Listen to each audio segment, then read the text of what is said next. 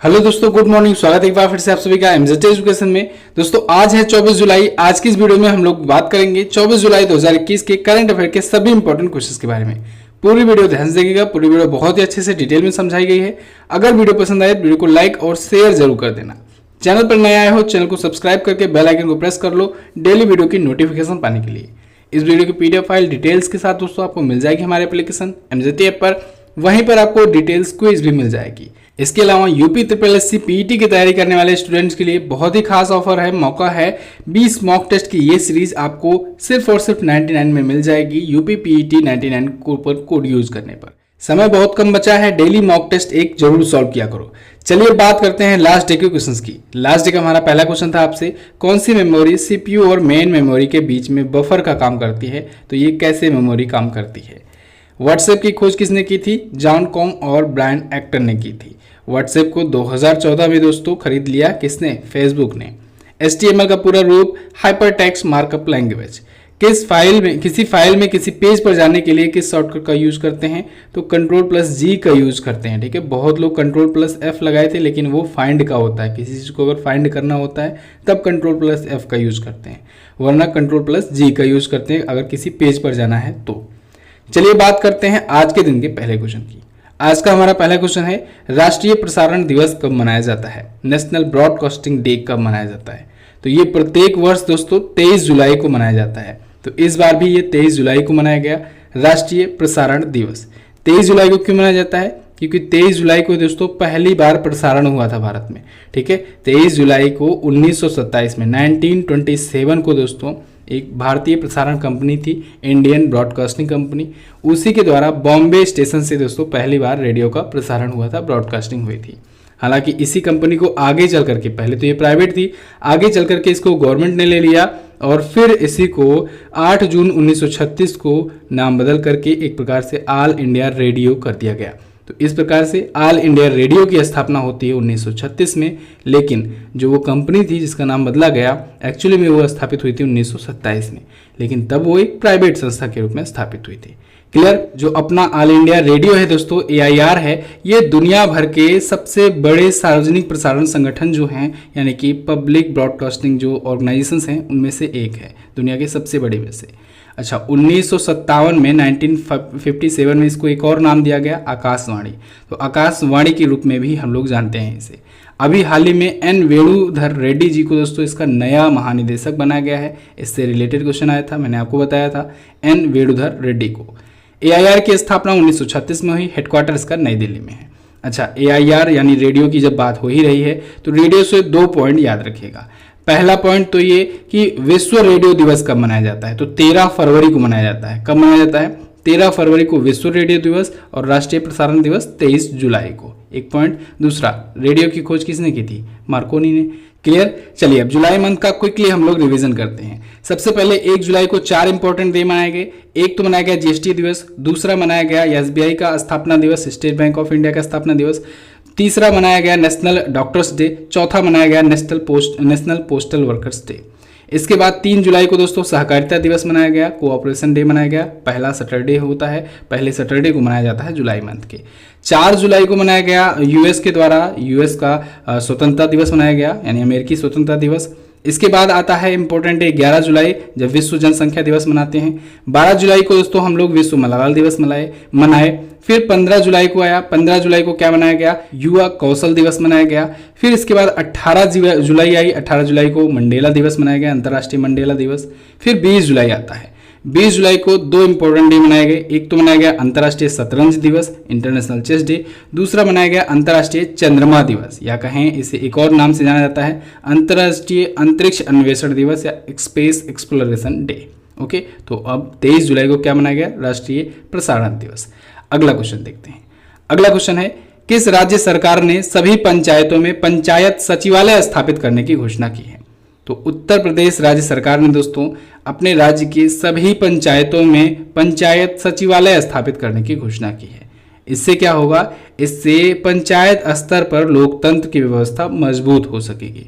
ठीक है, साथ ही साथ ग्रामीण युवाओं को रोजगार भी मिल सकेगा इसी बहाने। तो पहली बार ऐसा हो रहा है जब ग्राम पंचायतों में ग्राम पंचायत सचिवालय स्थापित किए जा रहे हैं। उत्तर प्रदेश में टोटल पंचायतें कितनी हैं, ग्राम पंचायतें 58,189 हैं। ये क्वेश्चन पूछा गया है, पूछा भी जा सकता है आगे भी। यूपी लेवल की जो भी एग्जाम होंगे उनके लिए मोस्ट इंपॉर्टेंट है। कितने जिले हैं, कितनी पंचायतें हैं, ठीक है, कितने मंडल हैं, इनको सबको आपको याद रखना है। देखिए 18 मंडल हैं, 75 जिले हैं और 58,189 जो हैं ग्राम पंचायतें हैं वर्तमान में। क्लियर है। चलिए, उत्तर प्रदेश में अभी पंचायत चुनाव हुए थे, उसके नतीजे आए, बीजेपी ने प्रचंड बहुमत से जीत हासिल की है पंचायत चुनाव में। ओके, चलिए, प्रदेश सरकार में बीजेपी की सरकार तो है ही। अब देखिए उत्तर प्रदेश आया है, तो उत्तर प्रदेश से हम लोग रिवीजन करेंगे कि पिछले दिनों में उत्तर प्रदेश से रिलेटेड कौन कौन से क्वेश्चंस आए थे। तो उत्तर प्रदेश में दोस्तों भारतीय विरासत संस्थान स्थापित किया जा रहा है नोएडा में, उत्तर प्रदेश के नोएडा जिले में। इसके अलावा एक महारत्न कंपनी है IOCL, नाम जानते ही होंगे आप, इंडियन ऑयल कॉरपोरेशन लिमिटेड। इसके द्वारा उत्तर प्रदेश में ही पहला ग्रीन हाइड्रोजन संयंत्र स्थापित किया जाएगा, भारत का पहला होगा। उत्तर प्रदेश के मंडुआ डी रेलवे स्टेशन का नाम बदला गया है, बनारस कर दिया गया है इस रेलवे स्टेशन का नाम बदल करके। उत्तर प्रदेश सरकार ने ओलंपिक में मेडल जीतने वाले को दोस्तों, गोल्ड मेडल जीतने वालों को 6 करोड़, सिल्वर वालों को 4 और ब्रॉन्ज मेडल वालों को 2-2 करोड़ देने की घोषणा की है। जो ओलंपिक में पार्टिसिपेट कर रहा है उनको 10-10 लाख दिए जाएंगे। ठीक है, टोटल 10 खिलाड़ी जो हैं वो उत्तर प्रदेश से पार्टिसिपेट कर रहे हैं। और उत्तर प्रदेश सरकार ने दोस्तों नई जनसंख्या नीति लागू की है, न्यू पॉपुलेशन पॉलिसी जारी की है, बहुत ही ज़्यादा ये इंपॉर्टेंट है। ठीक है, जनसंख्या दिवस पे इसने लॉन्च की थी। देखिए उत्तर प्रदेश से रिलेटेड या कहें और भी जो भी करंट अफेयर होता है, इन सबसे रिलेटेड बहुत सारे पॉइंट रिवीजन लायक होते हैं। जब तक आप रिवीजन नहीं करोगे तो तैयारी आपकी मजबूत नहीं हो पाएगी करंट अफेयर में। ऐसे में दोस्तों आप लोग के लिए एक लाइव क्लास की शुरुआत की गई है डेली अब से 4 PM पर। ठीक है, शाम को 4 बजे आप लोग आ जाया कीजिए, डेली लाइव क्लास होगी। इसमें हम लोग जनवरी 2021 से लेकर के अभी तक के क्वेश्चंस का रिवीजन करेंगे बहुत ही अच्छे तरीके से। ठीक है, अभी कल मैंने टेस्टिंग के रूप में पहली बार शुरू किया, कल बहुत अच्छे से जुड़े लोग। ठीक है, हालांकि इसके लिए कोई अनाउंसमेंट नहीं किया गया था, वैसे ही अचानक से आए थे, लेकिन आज आप लोग को बताया जा रहा है 4 PM पे आ जाइए अब से डेली, संडे को छोड़ करके बाकी सभी दिन 4 PM पर आप लोग को आ जाना है यूट्यूब चैनल पर। और डेली लाइव क्लास होगी, करंट अफेयर का रिवीजन होगा आपका पिछले 6 से 7 महीनों का। किसी भी एग्जाम की आप प्रिपरेशन कर रहे हो, सबके लिए करंट अफेयर इंपॉर्टेंट होता है। और एक एक क्वेश्चन से बहुत सारे क्वेश्चन हम लोग डिस्कस करते हैं मिलजुल कर, मैं और आप साथ में मिलकर करते हैं डिस्कस। ठीक है, तो आप लोग का बहुत ही अच्छे तरीके से तैयार होगा। चलिए फिलहाल हम लोग उत्तर प्रदेश के बारे में बात करते हैं, कुछ बेसिक पॉइंट्स की। यूपी देख लीजिए मैप में, यहाँ पर है लखनऊ, यहाँ की राजधानी है। योगी आदित्यनाथ जी बीजेपी पार्टी से यहाँ के हैं चीफ मिनिस्टर। गवर्नर हैं आनंदीबेन पटेल जी। उत्तर प्रदेश हाईकोर्ट के या कहें कि इलाहाबाद हाईकोर्ट के चीफ जस्टिस हैं मुनीश्वर नाथ भंडारी। कौन है? मुनीश्वर नाथ भंडारी जी हैं। उत्तर प्रदेश में सबसे ज़्यादा जिले हैं 75, सबसे ज़्यादा विधानसभा की सीटें हैं 403, सबसे ज़्यादा राज्यसभा में सीटें जाती हैं 31, सबसे ज़्यादा लोकसभा में सीटें जाती हैं 80। ठीक है, चलिए अगला देखते हैं। हाल ही में किसने पल्लेकु पट्टाभिषेकम नामक पुस्तक लिखी? तो अभी हाल ही में दोस्तों यालमंचली शिवाजी ने लिखा है ये पुस्तक पल्लेकु पट्टाभिषेकम नाम की। ठीक है, इस पुस्तक को इन्होंने लिखा है, लेकिन इसका विमोचन किया है अभी हाल ही में हमारे vice president M Venkaiah Naidu ji ने। ठीक है, इन्होंने इस पुस्तक को लॉन्च किया है। तो ये पूर्व सांसद रह चुके हैं यालमंचली शिवाजी, तो इन्हीं के द्वारा ये पुस्तक लिखी गई है पल्लेकु पट्टाभिषेकम। ये पुस्तक ग्रामीण भारत और कृषि पर बेस्ड है। अगला देखते हैं। दक्षिण पश्चिम रेलवे द्वारा किस महापुरुष की कबाड़ से 7.8 फीट ऊंची प्रतिमा बनाई गई? तो अभी हाल ही में डॉक्टर APJ अब्दुल कलाम जी की मूर्ति बनाई गई है, प्रतिमा बनाई गई है, कबाड़ से बनाई गई है। कहाँ पर? दक्षिण पश्चिम रेलवे के द्वारा एक खंड में बनाई गई है। कहाँ पर ये बनाई गई है? बेंगलुरु मंडल के यशवंतपुर डिपो में। ठीक है, डॉक्टर APJ अब्दुल कलाम जी की कबाड़ से ये मूर्ति बनाने का मतलब आप लोग ऐसा मत समझिएगा कि जैसे कि इंसल्ट टाइप की गई है, बल्कि मनोबल बढ़ाने के लिए, जो वहाँ के कर्मचारी काम करते हैं उनका मनोबल बढ़ाने के लिए, और साथ ही साथ हमारे भारत रत्न पूर्व राष्ट्रपति डॉक्टर APJ अब्दुल कलाम जी के सम्मान में बनाई गई है। डॉक्टर APJ अब्दुल कलाम जी के बारे में हम लोग जानेंगे। ये भारत के 11वें प्रेसिडेंट थे 2002 से 2007 तक। इन्हें मिसाइल मैन ऑफ इंडिया के नाम से जाना जाता है। 1981 में इनको पद्म भूषण से सम्मानित किया गया, 1990 में इनको पद्म विभूषण से सम्मानित किया गया और 1997 में भारत रत्न से सम्मानित किया गया। भारत का सर्वोच्च नागरिक पुरस्कार होता है। इसके अलावा भी इनको बहुत सारे पुरस्कार मिल चुके हैं, वीर सावरकर अवार्ड, शस्त्र रामानुजन प्राइज और भी बहुत सारे अवार्ड इनको मिल चुके हैं। भारत में मिसाइल लाने की, परमाणु से सशक्त करने का सबसे बड़ा योगदान इन्हीं को जाता है, डॉक्टर APJ अब्दुल कलाम जी को। क्लियर है? अगला क्वेश्चन देखते हैं, AIFF के द्वारा पुरुष फुटबॉलर ऑफ द ईयर का अवार्ड किसे दिया गया? तो दोस्तों अभी हाल ही में ऑल इंडिया फुटबॉल फेडरेशन के द्वारा फुटबॉलर ऑफ द ईयर के अवार्ड की घोषणा की गई है, जिसमें पुरुषों में जीता है संदेश झिंगन ने। किसने? संदेश झिंगन। ये पुरुषों में, पुरुष कैटेगरी में पुरुष फुटबॉलर ऑफ द ईयर का अवार्ड जीते हैं। और वहीं महिला की कैटेगरी में महिला फुटबॉलर ऑफ द ईयर का अवार्ड जीता है बाला देवी ने।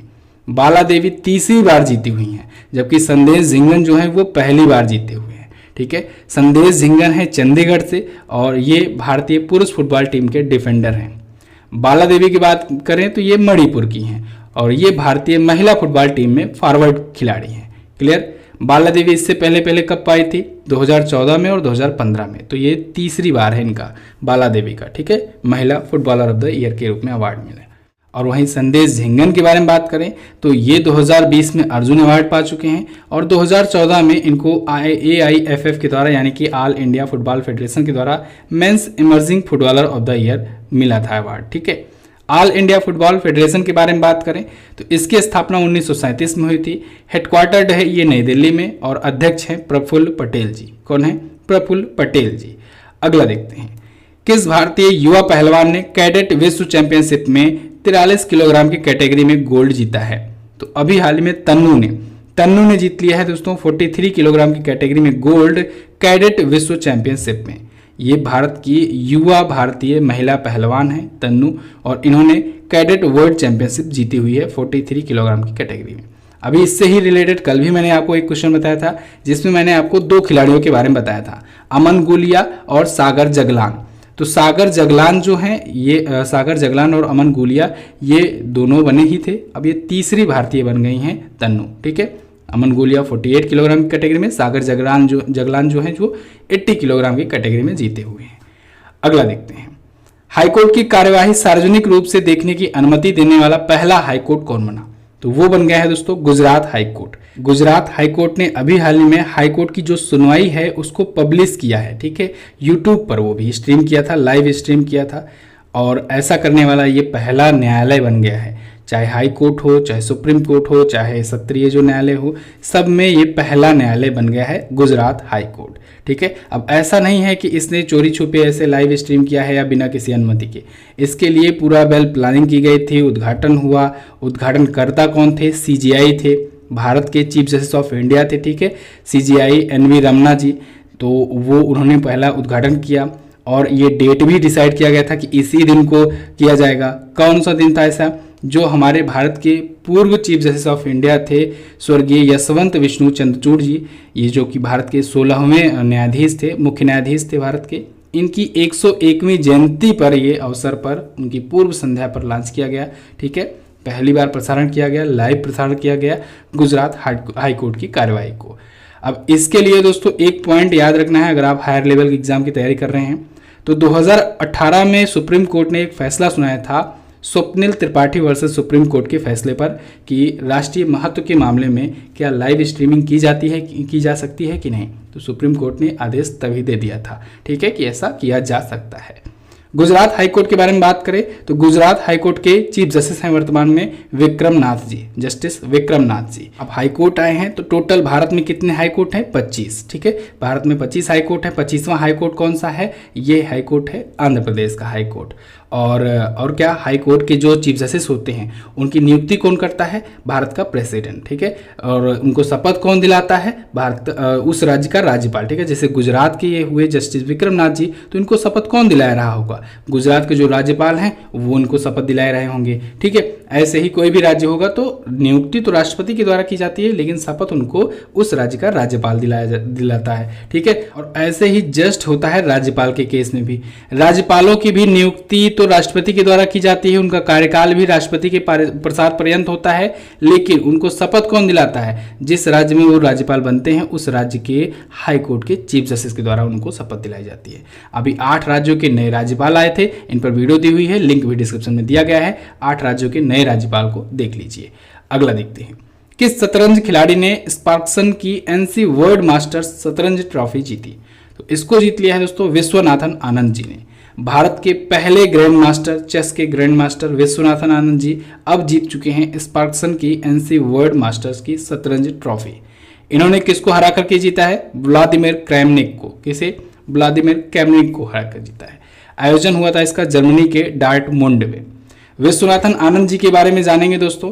ये भारत के पहले शतरंज के ग्रैंड मास्टर थे। 1988 में ये बने थे ग्रैंड मास्टर विजेता, और इनको पहला राजीव गांधी खेल रत्न पुरस्कार मिला था 1992 में। ठीक है, 1991-92 में इनको मिला था राजीव गांधी खेल रत्न पुरस्कार। खेल के क्षेत्र का भारत का सबसे बड़ा अवार्ड होता है।